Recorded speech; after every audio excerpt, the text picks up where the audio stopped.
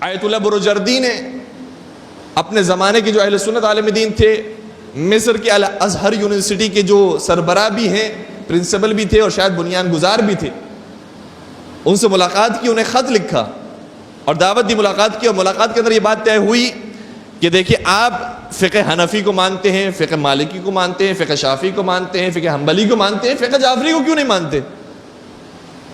جبکہ آپ ہی کی کتابوں کے اندر یہ بات بھی موجود ہے کہ پیغمبر اکرم نے جاتے ہوئے فرمایا تھا انی تارکم فیکم الثقلین کتاب اللہ و عترتی اہل بیتی.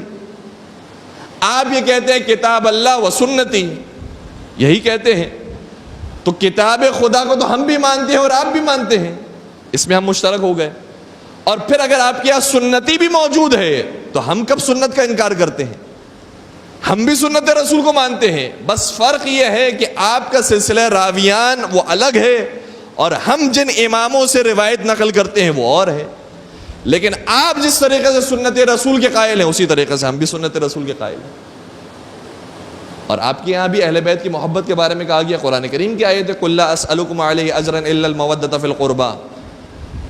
تو جب آپ تمام فقہوں کو مانتے ہیں تو پھر فقہ جعفری کو کیوں نہیں مانتے؟ اور قائل کیا ہے آیت اللہ بروجردی نے شیخ شلتوت کو، اور اس زمانے میں یہ تاریخی فیصلہ ہوا ہے جو آج فراموش کر دیا گیا ہے کہ الازہر یونیورسٹی میں جس طریقے سے چاروں مذاہب کو پڑھایا جا رہا ہے اسی طریقے سے مذہب اہل بیت کو بھی پڑھایا جائے. اور مذہب تشیع کو پڑھانا شروع کیا، جائز قرار دیا اس کی تعلیمات کو. اسی طریقے سے آیت اللہ مرشد نجفی کا واقعہ ملتا ہے.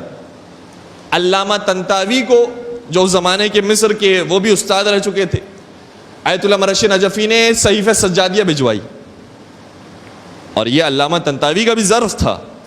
انہوں نے اس کتاب کا مطالعہ کیا، چوتھے امام کی دعا، ان کا مطالعہ کیا، اور مطالعہ کرنے کے بعد جواب میں کیا لکھتے ہیں؟ کہتے ہیں کہ اے شیخ آپ نے میرے ساتھ انصاف نہیں کیا.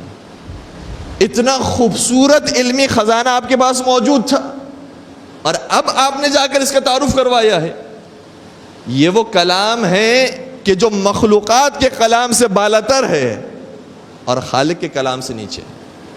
یہ ان کے بھی جملے ہیں، فوق کلام المخلوق و تحت کلام الخالق. مولا امام زین العابدین کا کلام وہ ہے کہ جو مخلوقات کے کلام سے بالا ہے، خالق کے کلام سے نیچے.